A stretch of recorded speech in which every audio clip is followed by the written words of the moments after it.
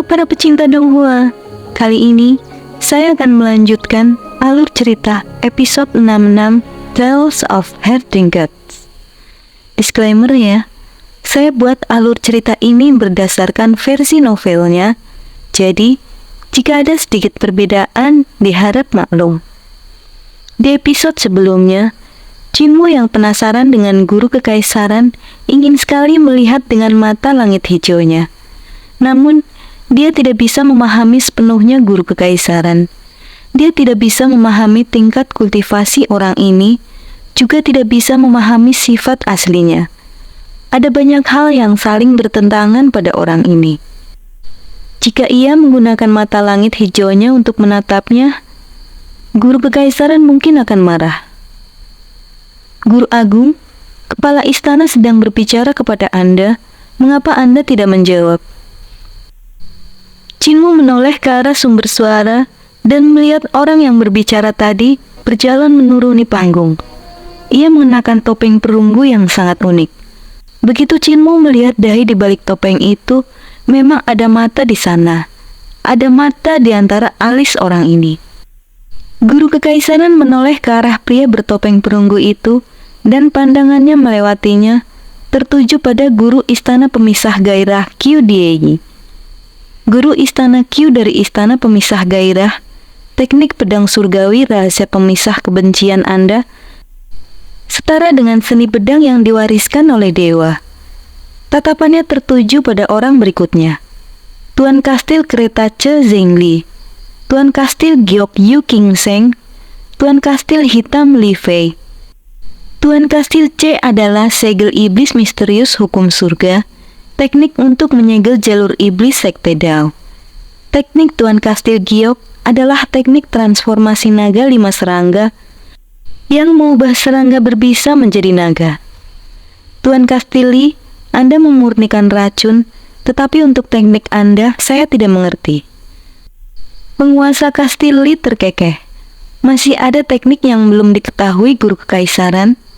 Teknikku disebut teknik misteri 3 dewa pengubah racun, yang mahir mengubah racun menjadi kekuatan. Tatapan guru kekaisaran tertuju pada orang lain. Guru spiritual Dao Guan selalu mengobati penyakit dan menyelamatkan orang. Jadi mengapa kau juga bergabung dengan pemberontak? Lebih dari 10 tahun yang lalu karena banjir dari Sungai Surging, wabah merajalela dengan epidemi menyebar ke seluruh wilayah selatan.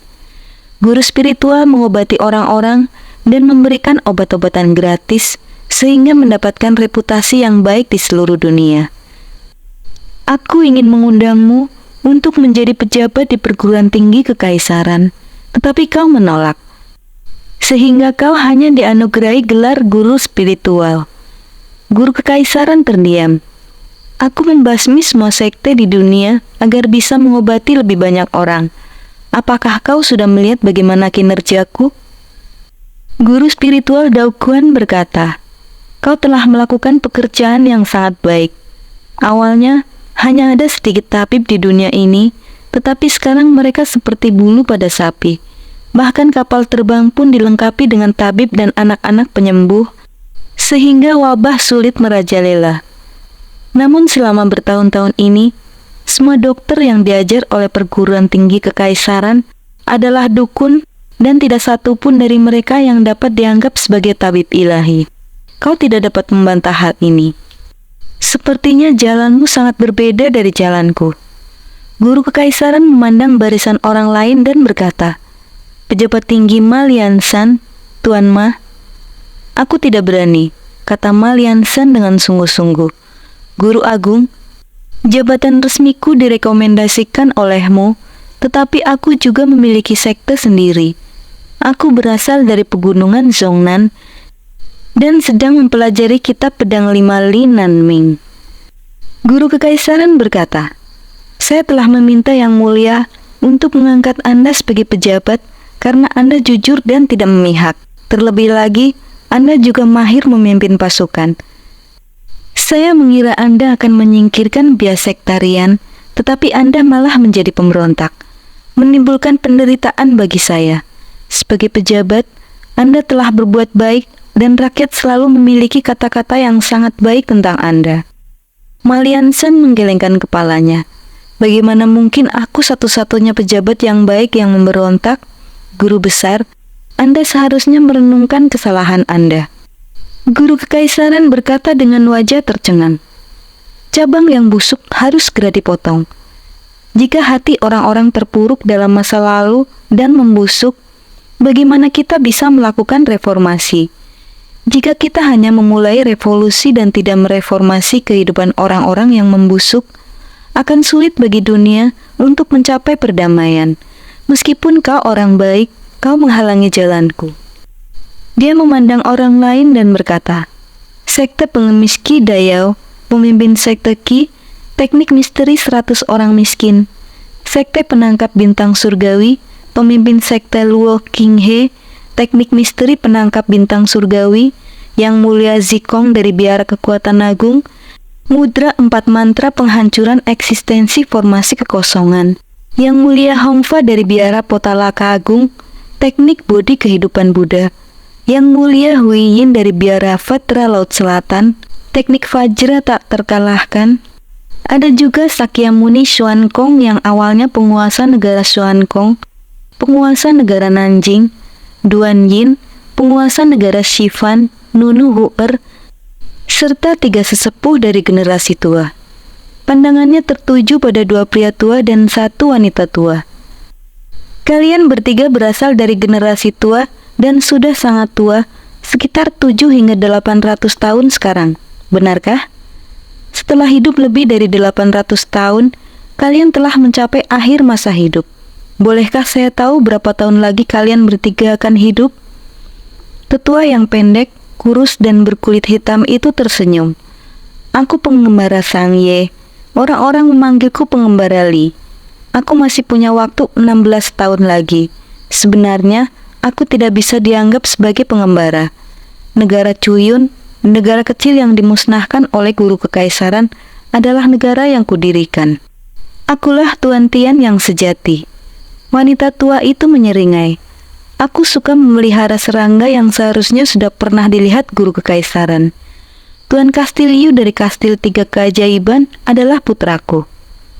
Tetua yang gemuk itu berkata, Saya tidak memiliki latar belakang sebesar mereka. Saya guru miskin. Jangan meremehkan saya karena begitu gemuk. Sejak saya bangkrut karena makan, kami mengembangkan teknik logika miskin, jadi semakin miskin kami, semakin logis kami. Guru miskin sedang bercanda. Guru kekaisaran bertanya dengan sungguh-sungguh. Ketika kau melihat sesuatu dari sudut pandang orang miskin, kau harus berusaha mencari pengetahuan, memperolehnya dengan menyelidiki berbagai hal. Aku tahu logika ini. Tapi kau seorang guru, jadi mengapa kau memberontak terhadapku? Guru miskin menggelengkan kepalanya. Ketika kau memupuk karakter yang baik saat kau miskin, dunia akan menjadi seperti dirimu ketika kau naik ke tampuk kekuasaan. Guru kekaisaran, tidak ada manfaat bagi dunia ketika kekuasaanmu terlalu besar. Aku memberontak bukan untuk keuntungan pribadiku sendiri, tetapi seperti mereka, aku melakukannya untuk kekaisaran Yang Kang. Berdasarkan kekuatanmu yang luar biasa, kita masih bisa menyingkirkanmu sekarang. Tetapi jika beberapa tahun kemudian, kau pasti sudah menjadi kaisar. Guru kekaisaran berdiri tegak di puncak gunung dan suaranya yang acuh tak acuh menyebar ke segala arah. Siapa lagi yang menentangku? Seketika suara-suara bergema satu demi satu di kota Dachiang. Akulah dia. Liao Yinshi dari sekte Dewa Surgawi berani memberontak melawan guru kekaisaran. Guru besar Qiu Ximing yang mulia berani memberontak melawan guru kekaisaran. Wuling Marquis Sanmu berani memberontak melawan guru kekaisaran. Ajudan Istana Duhu King Min Yue berani memberontak melawan guru kekaisaran. Hakim wilayah Wuying Chen Yao berani memberontak melawan guru kekaisaran. Suara-suara bergema dari kota Daxiang, dan semuanya berasal dari para ahli besar alam hidup dan mati, serta alam makhluk surgawi. Ketika satu orang selesai berbicara, suara lain akan menggantikannya tanpa henti. Pernyataan-pernyataan itu semakin kuat, mencengkeram hati orang-orang dan membangkitkan semangat mereka. Darah pria bertopeng perunggu itu juga bergejolak ketika dia berkata dengan suara lantang, "Guru Kekaisaran, apakah Anda melihat ini? Betapa buruknya keadaan Anda. Dengan semua orang di dunia ingin membunuh Anda, wajah apa yang Anda miliki untuk terus hidup?" Guru Kekaisaran tampak tanpa ekspresi dan berkata dengan acuh tak acuh, "Semua orang di dunia, hanya beberapa ratus ribu orang di kota ini. Mereka hanyalah sekelompok kecil yang tidak penting, yang perlu dimusnahkan. Hanya ketika kalian semua mati, dunia akhirnya bisa damai. Kalau begitu, akhir hanya akan datang ketika salah satu pihak benar-benar musnah." Pria bertopeng perunggu itu berkata, "Segel penjara surgawi telah diletakkan di gunung ini, membersihkan area seluas 50 hektar. Tidak perlu khawatir melukai para prajurit di luar dengan bentrok di sini. Kali ini, kita tidak akan membicarakan tentang kebenaran dan keadilan dunia persilatan maupun aturan dunia persilatan." Chinmu menghela napas lega dan tersenyum pada si Yunxiang. "Kalau begitu, aku bisa tenang." Biksu Yung Kue memasang ekspresi pucat pasi sambil tergagap. "Apa maksudmu santai? Kita terjebak dalam segel dan akan menjadi yang pertama mati akibat gempa. Apakah kau masih ingat kota gelombang langit? Pertempuran ini pasti akan beberapa kali lebih mengerikan daripada yang terjadi di kota gelombang langit." Yue King Hong dan yang lainnya juga berwajah pucat. Hanya sebagian kecil kekuatan sihir Raja Iblis Dutian yang turun dalam pertempuran kota gelombang surga melawan pemimpin sekte penunggang naga dan praktisi kuat tingkat pemimpin sekte lainnya. Namun skala kehancurannya tak terbayangkan. Bahkan Kili Naga yang sangat kuat pun tidak mampu menahan pukulan seperti itu. Jika pertempuran besar pecah di sini, kehancurannya akan beberapa kali lebih besar. Namun area seluas 50 hektar itu semuanya tertutup rapat, yang berarti bahwa gelombang yang dihasilkan oleh para praktisi kuat yang bertarung di sini akan memantul bolak-balik, mengaduk-aduk keadaan. Ketika saat itu tiba, bahkan Kili Naga pun akan menjadi daging cincang. Pada saat itu, bendera-bendera besar tiba-tiba berkibar keluar kota dan membentang tak terbatas ke kejauhan, meliputi puluhan mil. Pria bertopeng perunggu dan orang-orang lain yang berdiri di tempat tinggi menunjukkan perubahan ekspresi yang besar ketika mereka melihat ke bawah. Bendera-bendera besar yang panjangnya puluhan meter berkibar ke atas dan menutupi perkemahan musuh. Tersembunyi di bawahnya adalah pasukan kavaleri dan tentara yang tak terhitung jumlahnya. Pria bertopeng perunggu itu hendak berteriak agar mereka berhati-hati ketika bendera-bendera besar tiba-tiba tergulung dan 360 bendera besar muncul di kota. Orang-orang aneh yang mengenakan topi bambu dan membawa karung kain tiba-tiba mengibarkan bendera-bendera itu, dan pasukan kekaisaran Yangkang yang berjumlah puluhan ribu tiba-tiba muncul di kota Daxian. Barulah pada saat itulah suara pria bertopeng perunggu terdengar, "Hati-hati!" Namun semuanya sudah terlambat. Ketika 360 orang aneh itu menggulung bendera besar mereka, makhluk-makhluk berwajah ganas muncul.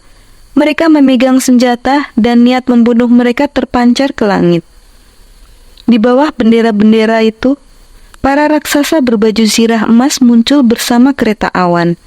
Di bagian belakang kapal-kapal terbang raksasa itu, binatang-binatang perunggu telah mulai menyemburkan api yang menyala-nyala, sementara burung-burung besar mengepakkan sayapnya dan menimbulkan badai. Saat bendera-bendera besar itu sepenuhnya tergulung dan menjadi kecil, suara pembantaian sudah mulai terdengar. Pedang-pedang tajam keluar dari sarungnya, dentingnya bercampur dengan raungan yang mengguncang dunia.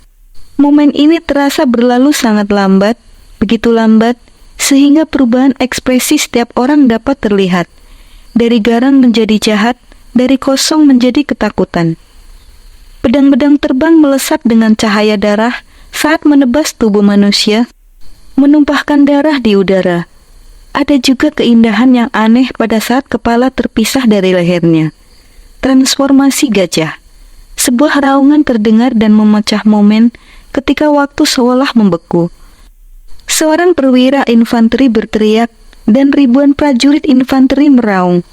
Tubuh mereka bergoyang saat mereka berubah menjadi raksasa berkepala gajah, menyerbu ke arah pasukan pemberontak dan menghancurkan mereka. Sementara itu, pasukan kavaleri terbang telah melayang ke langit dan kini menuki ke bawah, menembakkan pedang terbang yang tak terhitung jumlahnya seperti hujan. Labu botol api.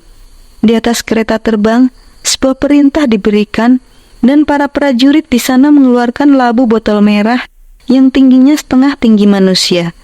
Ketika mereka mencabut sumbatnya, api sungguhan yang berkobar langsung menyembur turun dari kapal terbang, membakar para penjaga di tembok kota, dan mengubah banyak orang menjadi manusia yang terbakar.